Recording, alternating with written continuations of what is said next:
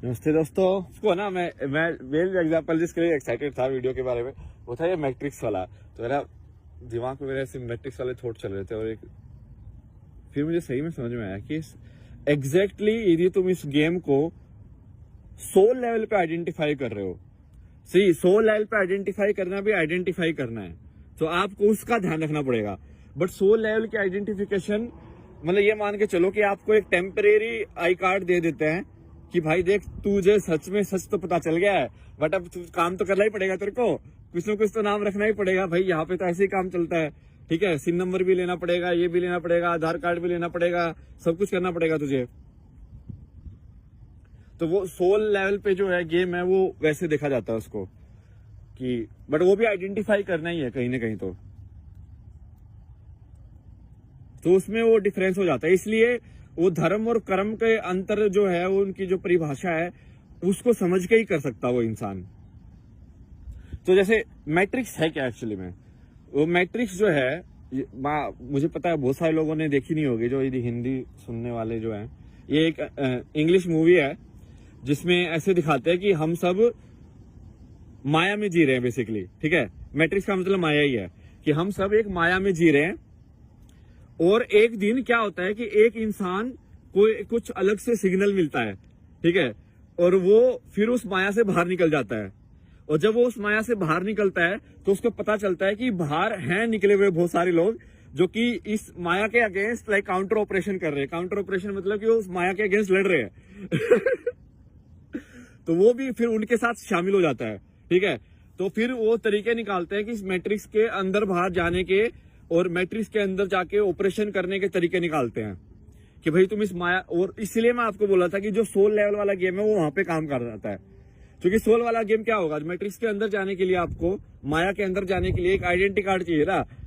तो वो ID card entry करके आपको दे देंगे और आप अंदर चले जाओ और फिर अपना काम करके वापस आ जाओ। फंसो मत वहां पे। यदि आप माया में ही फंस गए कि हाँ भाई अब ये लड़की मेरे को मिल गई, अब मैं यहीं पे रहूंगा, ये ऐसे नहीं होगा।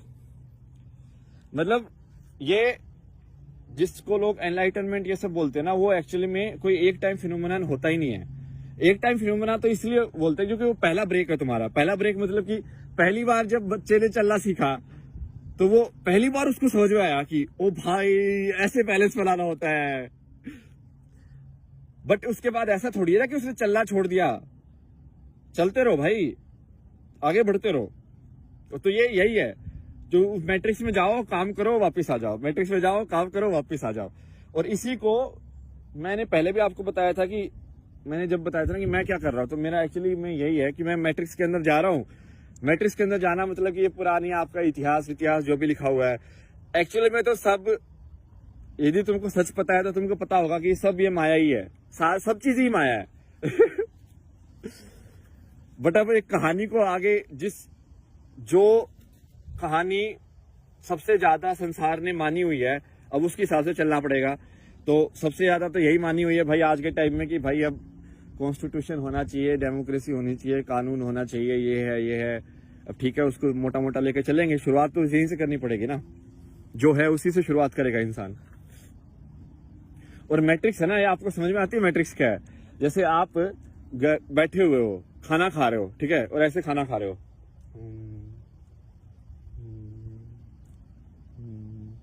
मतलब आपका दिमाग कहीं और है, क्या आपके मुंह में जा रहा है, क्या आप खा रहे हो, कुछ नहीं पता आपको, ठीक है। ऐसे ही आप स्क्रॉल कर रहे हो मोबाइल पे, लाइक आपका मुंह क्या कर रहा है, आपका नाक क्या कर रहा है, आपका बाकी अंदर क्या चल रहा है, कुछ पता नहीं आपको, बस लाइक वो सब क्या है, या आप मैट्रिक्स के अंदर फंसे हुए हो, वो मैट्रिक्स है। मैट्रिक्स मतलब आपका माइंड गेम या आपका थॉट का जाल, आपके विचारों का जाल जो बिछा हुआ है, आप उसके अंदर फंसे हुए हो।